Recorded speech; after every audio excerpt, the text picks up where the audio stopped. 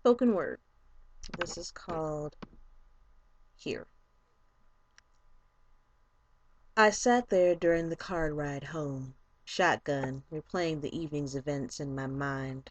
How, for the first time in a long time, I actually had a good time. That here was a man who actually saw to it to ask me out on a date and show me that chivalry hasn't completely slipped away.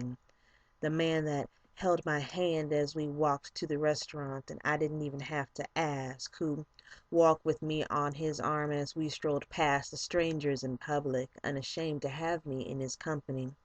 I often ask where it is that he came from, and he tells me the same thing every time. Girl, I've been here.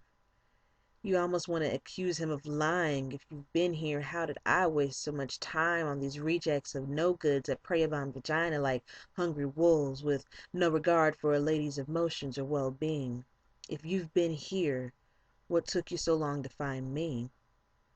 And I sit here as the car ride ends, that momentary pause where we make small talk and tell one another how we enjoyed ourselves that night, replaying the evening's events again in my mind, how I can't remember the last time that a man held my coat for me, or took the check and paid for it without hesitating, or laughed with me over a nice meal. He even ordered my drink for me. I don't know if that qualifies as fancy, but it's definitely a new thing for me, a good thing for me. And here I am in the car, my hand on the handle, ready to make leave. Here I am, replaying the events of the evening once again in my mind, how he danced with me and got me to unwind as I twerked on him one good time, playfully, because I'm not on the twerk team, but how he would look at me and simply shake his head, saying how he admired my beauty, how he looked at me with such intent and delight in his eyes, how I wanted to stay with him for the rest of the night, but as always, good things come to an end. And here is that moment for me. Cinderella left her shoe behind for the prince.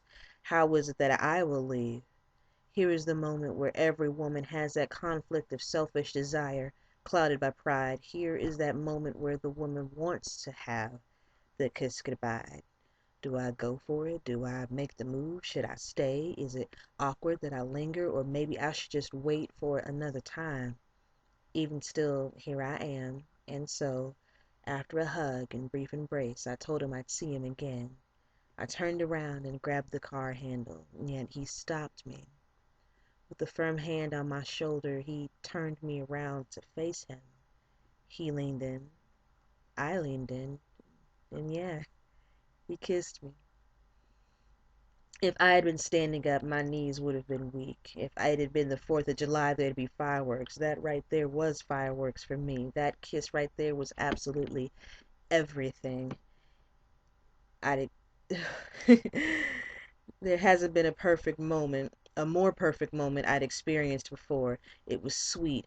It was gentle, the way his hand stroked my face as he nibbled, and I had to control myself, even though I wanted more of this.